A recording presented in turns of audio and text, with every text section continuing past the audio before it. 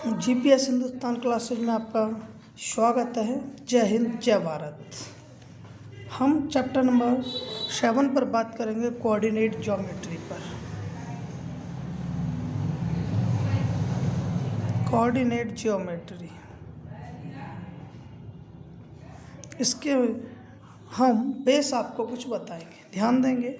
अगर कोई point P and Q हो, P के कोऑर्डिनेट x1 y1, Q के कोऑर्डिनेट x2, y2, तो नंबर 1 बेटा इससे related formula, mid distance between P and Q,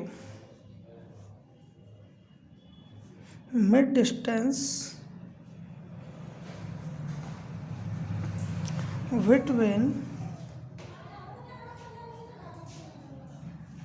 P and Q, ये होगी पी क्यू इक्वल, देखिए पी क्यू के मिड में डिस्टेंस ले रहे हैं इसलिए P Q equal x2 minus x1 का whole square plus y2 minus y1 का होल स्क्वायर, और P Q equal under root में x1 माइनस x2 का whole square plus y1 minus y2 का whole square. Coordinate of mid point of P and Q, coordinate of mid point of P and Q, of P and Q, ये होंगे आपके लिए x equal x1 plus x2 upon 2, y equal y1 plus y2 upon 2। Okay, फिर आएगा इसके लिए third section formula.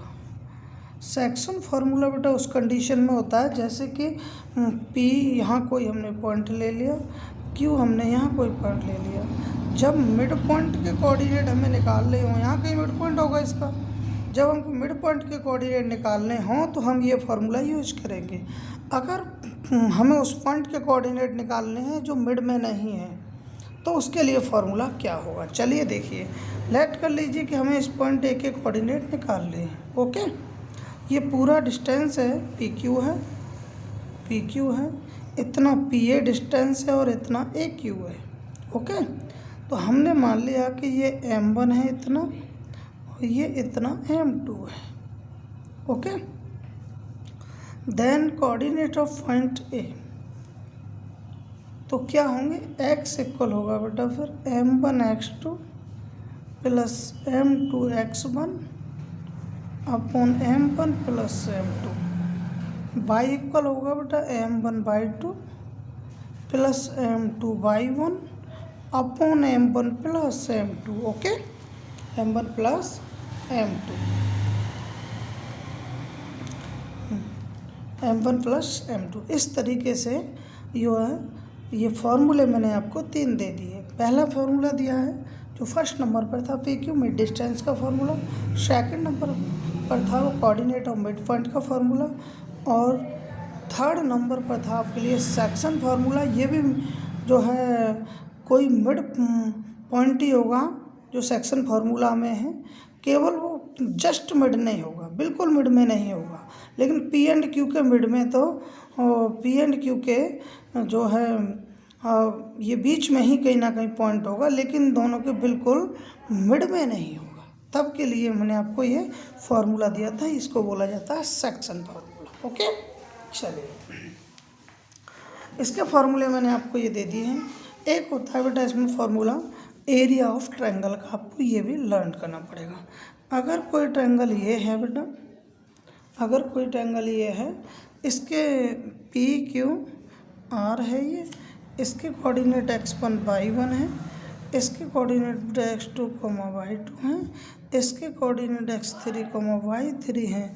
Then area of triangle P Q R, then formula for area of triangle P Q R वी, जो P Q R जो triangle है इसका area फिर क्या होगा, ये होता है बेटा half x1 Y 2 minus Y 1 Y 3 का whole Y 2 minus Y 3 plus बेटा x2 Y 3 minus Y 1 plus x3 Y 1 minus Y 2। Okay, ये होता है बेटा एरिया ऑफ ट्रायंगल। चलिए अब हम इसके लिए कुछ क्वेश्चंस आपको सॉल्व कराएंगे जो सभी ऑप्शनल क्वेश्चन होंगे, लेकिन वो ऑप्शनल क्वेश्चन सॉल्व करने के लिए भी आपके एग्ज़ाम में आ सकते हैं, क्योंकि चैप्टर 7 जो है CBSE बोर्ड में केवल ऑप्शनल क्वेश्चन देता है, लेकिन यूपी बोर्ड में ये चैप्टर जो है न्यूमेरिकल बेस्ड होता है। ओके, जो रिटन में आंसर आपको देना होता है। इसीलिए देखते हैं हम जो क्वेश्चन मैंने आपके लिए पुट किए हैं काफ़ी महत्वपूर्ण है दोनों बोर्ड के लिए। चलिए विचार करते हैं और इन क्वेश्चंस को हम आगे बढ़ा देते हैं। ओके, आइएगा देखिएगा क्वेश्चन नंबर फर्स्ट आप देख पा रहे हो। इसमें क्वेश्चन नंबर फर्स्ट में आपसे बोला गया है points -4, 4, 0, 0, 3 are in the vertex of AN isosceles triangle, right angle triangle, equilateral triangle और scalene triangle। इन सभी में से ये जो वर्टेक्स दिए गए हैं किस ट्रायंगल के हैं आपको बताना होगा।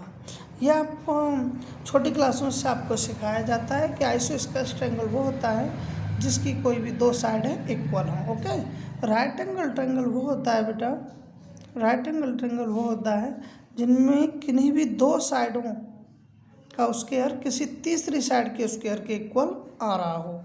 और इक्विलैटरल ट्रायंगल वो होता है बेटा जिसकी तीनों साइडें इक्वल हों, जिसकी 3 जो साइड्स हैं वो तीनों इक्वल हों।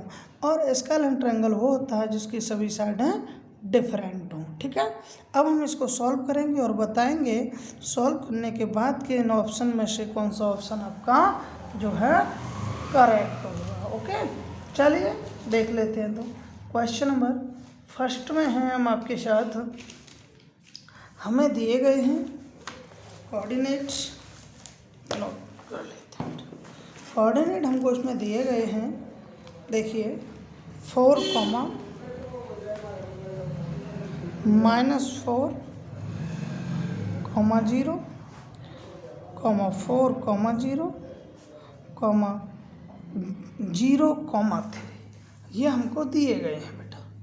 ठीक, ये हमको दिए गए हैं। अब देखिए इसको मैं जो है लेट कर लूँ ए है ये। ओके, ये बी है और ये सी पॉइंट। ओके, देखिए अब for distance A B, for distance A B तो मैं ए बी को लूँगा केवल -4, 0 और बी है मेरे पास बेटा 4, 0।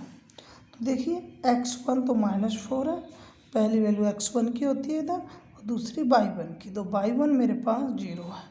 इधर x2 वैल्यू मेरे पास 4 है और सेकंड वैल्यू y2 की होती है, तो y2 = 0 है। ओके, मुझे डिस्टेंस चाहिए a एंड b के मिड में, तो ये हो जाएगी ए बी। ओके, तो ए बी कितनी हो जाएगी, ए बी हो जाएगी, फॉर्मूले लगाएंगे तो हम x2 - x1 का whole square plus y2 - y1 का होल स्क्वायर। ओके, अब देखेंगे आप इसमें जो है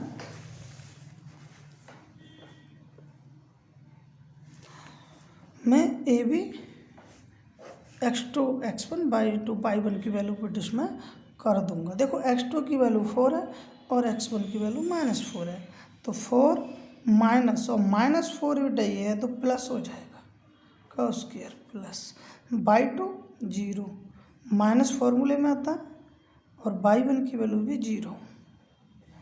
तो अब देख पाएंगे आप ये हो जाएगा अंडर रूट के अंदर बेटा 448 का स्क्वायर और +0 का स्क्वायर। जब आप इसको सॉल्व कर लोगे तो ये आ जाएगा ए बी निकल के 8 यूनिट। ओके, आइए 4BC, 4BC। तो बी पॉइंट के कोऑर्डिनेट हमको दिए गए थे बेटा, कितने थे 4,0, और सी पॉइंट के कोऑर्डिनेट थे बेटा 0,3। ओके, ये सी पॉइंट के कोऑर्डिनेट थे। अब x1 4 होगा, y1 0 होगा। पहली वैल्यू फर्स्ट वैल्यू x1 की होती है और इसी में कॉमा लगा के दूसरी वैल्यू y1 की होती है। ऐसे x2 0 होगा बेटा और y2 जो है 3 होगा। मिड डिस्टेंस हमको BC चाहिए, तो BC के लिए फिर वही फार्मूला, हम x2 माइनस x1 का whole square plus y2 minus y1 का होल स्क्वायर होगा बेटा। ओके, अब हम देखेंगे BC वैल्यू रख के इसको सॉल्व करके कितना आ जाता है। देखिएगा x2 माइनस x1 की बात आपसे की जा रही, तो 0 माइनस 4 माइनस फार्मूले में आता plus y2 minus y1 3 minus 0 का होल स्क्वायर। ओके, तो ये बेटा हम आपको लिए सॉल्व करेंगे, तो ये हो जाएगा। देखिए कितना 4 का स्क्वायर माइनस 4 का स्क्वायर करेंगे प्लस ही होगा 16, माइनस ये प्लस 3 का स्क्वायर करेंगे तो ये 9 हो जाएगा बेटा। तो ये BC निकल के आ जाएगा अंडर रूट के अंदर 25, और 25 को हम लिख सकते हैं 5 का स्क्वायर। अंडर रूट जो है स्क्वायर से हट जाएगा, तो BC की वैल्यू 5 आ जाएगी आपके लिए। ओके, इसी तरीके से हम 4CA की CA निकालेंगे, तो CE के कोऑर्डिनेट थे हमारे पास, वो थे बेटा 0,3 और A के कोऑर्डिनेट था -4,0, A का कोऑर्डिनेट। अब x1 की वैल्यू 0 होगी, y1 की वैल्यू 3 होगी, x2 की वैल्यू बेटा -4 है और y2 की वैल्यू 0 होगी। ओके, कोई इसमें प्रॉब्लम नहीं है अब आपको। अब हमको AC निकालना है, CA, तो CA या AC एक ही बात होता है, ठीक है बेटा। या तो हम इसको AC लिखते हैं या CA लिखते हैं, कोई फ़र्क नहीं पड़ता डिस्टेंस के केस में। तो अब फार्मूला हमारे पास वही है जो समझाया था, x2 माइनस x1 का whole square plus y2 minus y1 का होल स्क्वायर। ओके, अब देखिएगा आप इसमें हमारे पास जो AC आएगा निकल करके, मैं इसमें अगर बेटा यहाँ से वैल्यू पुट करता हूँ, x2 की वैल्यू मेरे पास -4 और 0, तो -4 -0 का स्क्वायर प्लस y की वैल्यू 2 की वैल्यू 0 -3 का स्क्वायर। ओके, क्योंकि y2 की जो y1 की वैल्यू है मेरे पास वो कितनी है 3 है। ओके बेटा, तो अब ये हो जाएगा फिर AC है बेटा। ओके, तो AC इक्वल हो जाएगा -4 का स्क्वायर, क्योंकि -4 में 0 सब्ट्रैक्ट करेंगे तो -4 ही रहेगा, उसका स्क्वायर करेंगे तो 16 हो जाएगा, और 3 का स्क्वायर बेटा 9 होगा, तो अंडर रूट में 25 को आप लिख सकते हो 5 का स्क्वायर, तो ये AC की वैल्यू आ जाएगी बेटा निकल के 5 यूनिट। तो अब देखिए हमारे पास BC भी 5 यूनिट थी, AC भी 5 यूनिट थी, यानी कि लेकिन बट A भी 8 यूनिट थी, लेकिन इसमें दो साइड इक्वल है। जब हम जानते हैं किसी भी ट्रायंगल के 2 साइड इक्वल होती हैं, इक्वल लेंथ की होती हैं, तो ऐसे ट्रायंगल आइसोस्केल्स ट्रायंगल होते हैं। तो इसीलिए इस क्वेश्चन का जो हमारे पास था फर्स्ट क्वेश्चन, इसका जो ऑप्शन A है आइसोस्केल्स ट्रायंगल करेक्ट होगा। ओके, आइएगा अब हम पहुँचते हैं आपके साथ क्वेश्चन नंबर 2 पर। क्वेश्चन नंबर 2 में आपको बोला गया है हमारे लिए the general form of the coordinate of A point on pi axis. इसमें थोड़ा सीखिएगा और आपको याद रखना पड़ेगा बेटा कि पाई एक्सिस के कोऑर्डिनेट क्या होते हैं और एक्स एक्सिस के कोऑर्डिनेट क्या होते हैं। ये इस तरीके से क्वाड्रेंट है हमारे पास, इसको X X dash Y Y dash बोलते हैं। ये एक्स एक्सिस होती है बेटा और ये वाई एक्सिस होती है। आपको याद रखना पड़ेगा कि एक्स एक्सिस की जो एक्स एक्सिस पे जो कोऑर्डिनेट होते हैं वो हमेशा कहीं भी ले लें हम, वो x,0 होते हैं। यानी कि इसमें जो मेन पॉइंट है ये है कि वाई का जो कोऑर्डिनेट है वो हमेशा 0 होगा एक्स एक्सिस पर, वाई का कोऑर्डिनेट 0 होगा, जबकि एक्स की वैल्यू प्लस माइनस में कुछ भी हो सकती है जो इंटीजर्स हैं उनमें से, ठीक है। नॉन इंटीजर भी हो सकता है पर रियल नंबर होगा। अब आगे आ जाइए और थोड़ा सा ऐसे ही बाई जो एक्सिस होती है उसके जो कोऑर्डिनेट होते हैं बेटा वो 0, बाई होते हैं। इसमें मुख्य बात ये होती है कि इसका जो एक्स कोऑर्डिनेट होता है, पहली वैल्यू जो होती है कोऑर्डिनेट की, जो एक्स की वैल्यू होती है वो 0 होती है, और जबकि एक्स एक्सिस पे कोऑर्डिनेट में एक्स की वैल्यू, वाई की वैल्यू जो वाई का कोऑर्डिनेट 0 होता है। ये पॉइंट आपको याद रखने का है। यहाँ पर एक्स की जगह कोई भी नंबर हो सकता है, यहाँ वाई की जगह भी कोई भी नंबर हो सकता है। ये आपके लिए बहुत अच्छा पॉइंट है। अब आ जाइएगा इस के अकॉर्डिंग ही जो मैंने आपको इतना थिंकिंग दिया है उसके अकॉर्डिंग ही हम क्वेश्चन नंबर 2 को जो है सॉल्व कर लेते हैं। चलिए देख लेते हैं, थोड़ा सा विचार करते हैं। The general form of the coordinate of the point on by axis. By axis पर हमें पता है x, 0 होता है, यानी दूसरा कोऑर्डिनेट कैसा होगा, 0 होगा। तो हम चारों में देखेंगे दूसरा कोऑर्डिनेट किसका 0 है। जो सेकंड कोऑर्डिनेट में जो सेकंड नंबर पर है वो कौन सा है, बाई कोऑर्डिनेट की वैल्यू 0 किस में है, तो किस में, बाई कोऑर्डिनेट की वैल्यू किस में 0 है। लेकिन इस अच्छा इसमें कहा गया बेटा बाई एक्सिस पर, यानी एक्स कोऑर्डिनेट की वैल्यू 0 होगी, एक्स कोऑर्डिनेट की वैल्यू 0 होगी। जब एक्स कोऑर्डिनेट इन सभी में से किस में 0 है, हम देखते हैं कि एक्स कोऑर्डिनेट जो है 0 है वो सी ऑप्शन में है। एक्स कोऑर्डिनेट की वैल्यू जो है सी ऑप्शन में है 0, इसीलिए ऑप्शन सी इसका करेक्ट होगा। अगर यहाँ बाई एक्सिस कह देता तो इसका करेक्ट आंसर होता फिर बेटा बी, क्योंकि उसमें बाई जब एक्स एक्सिस कह देता तो उसमें बाई कोऑर्डिनेट फिर 0 लिया जाता। ओके, अब आप इसको ठीक से समझ गए होंगे, मेरा ऐसा विचार है। आइएगा क्वेश्चन नंबर 3 पर हम आपके साथ चलेंगे। क्वेश्चन नंबर 3 में आपसे बोला गया है, देखिएगा अच्छा क्वेश्चन है आपके लिए ये। क्वेश्चन नंबर 3 में बोला गया है 3 में, the ratio in which x axis divide the line segment joining the point इतने एंड इतने एज, इतने एंड इतने एज। देखिएगा इसके लिए आपको याद रखना पड़ेगा, हमसे ये कभी भी आपसे ये कह दिया जाए एक्स एक्सिस डिवाइड करेगा किस रेशियो में, ठीक है, एक्स एक्सिस किस रेशियो में डिवाइड करेगा, तो इसके 2 पॉइंट बनते हैं कि किन्हीं भी 2 पॉइंट्स को, कोई भी 2 पॉइंट होते हैं एक्स एंड वाई एक्सिस के द्वारा किस जो है रेशियो में डिवाइड होंगे। तो देखिए जब एक्स एक्सिस कह दे एक्स एक्सिस के द्वारा तो आपको याद रखना है ये बाई 1/2 होता है ratio. Okay, by x axis, by x axis, by x axis से होगा बेटा कितना, बाई एक्स एक्सिस से होगा रेशियो बाई 1/2 और बाई एक्सिस रेशियो कितना होगा, रेशियो होगा बेटा x1/x2। ये होते हैं फॉर्मूले आपको जो याद करने हैं। ये ऑप्शनल क्वेश्चंस के लिए फॉर्मूले बहुत महत्वपूर्ण होते हैं जिन्हें आपको याद रखना पड़ेगा। आप देखिए हमसे कहा गया है इसमें x एक्सिस के लिए, तो हमारे पास फार्मूला था y1/y2। हमारे पास जो फार्मूला क्या था, y1/y2 था x एक्सिस के लिए। तो y1 की वैल्यू कितनी है हमारे पास, देखो इसमें y1 की वैल्यू है हमारे पास में बेटा 4 और y2 की वैल्यू है 3। y1 की वैल्यू 4 है और y2 की है 3, तो इसलिए इसका आंसर होगा 4/3। कोई प्रॉब्लम आपको नहीं होगी, 4/3 ऑप्शन में है डी बेटा, इसलिए इसका ऑप्शन डी करेक्ट होगा। ओके, आइएगा क्वेश्चन हमारा आ जाइएगा 5 में आपके साथ हम विचार कर लेते हैं। 4 में बेटा सॉरी, कह रहा है point on x axis has coordinate. X axis पर हमें पता है वाई कोऑर्डिनेट की वैल्यू 0 होती है।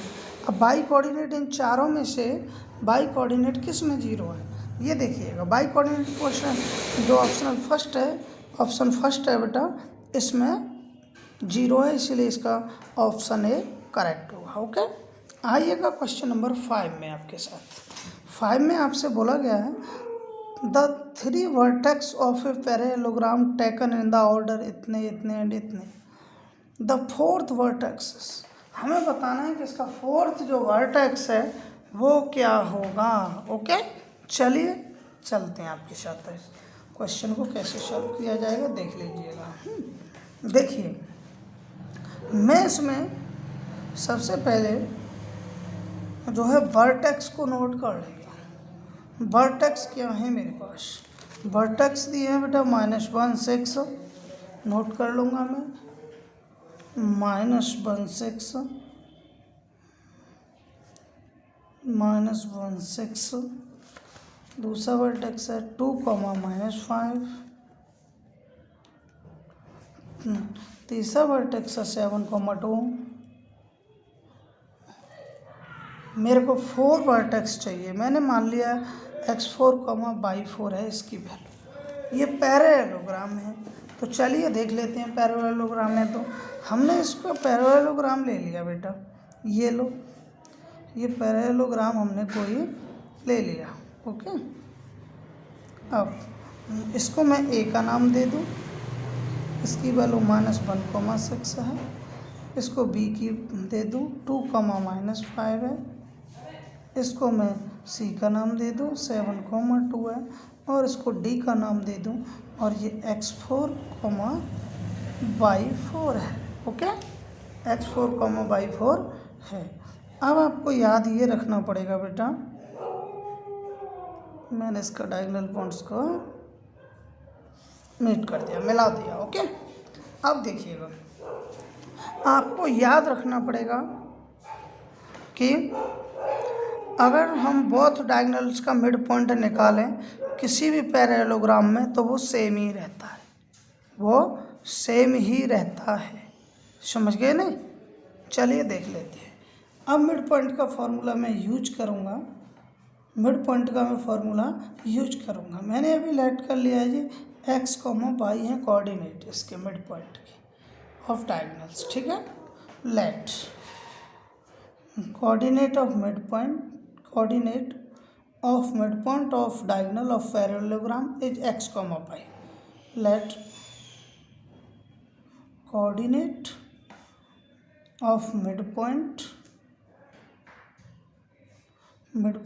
Of diagonals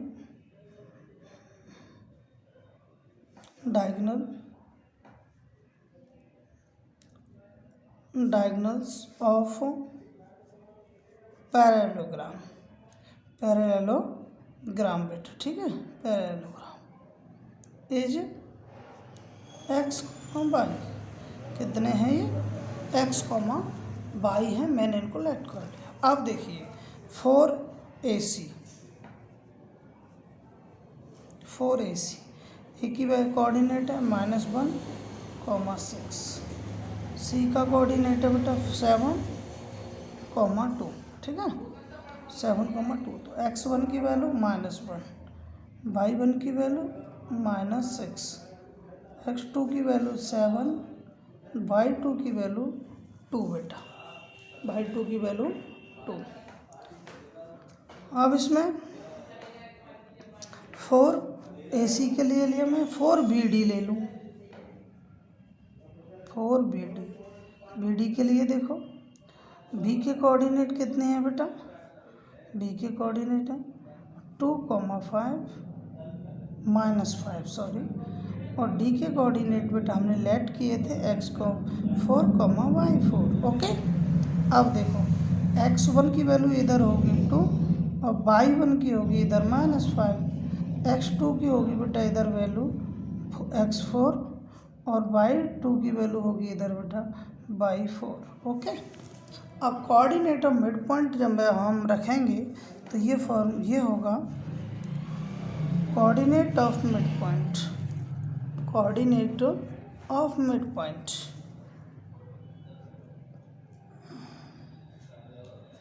of mid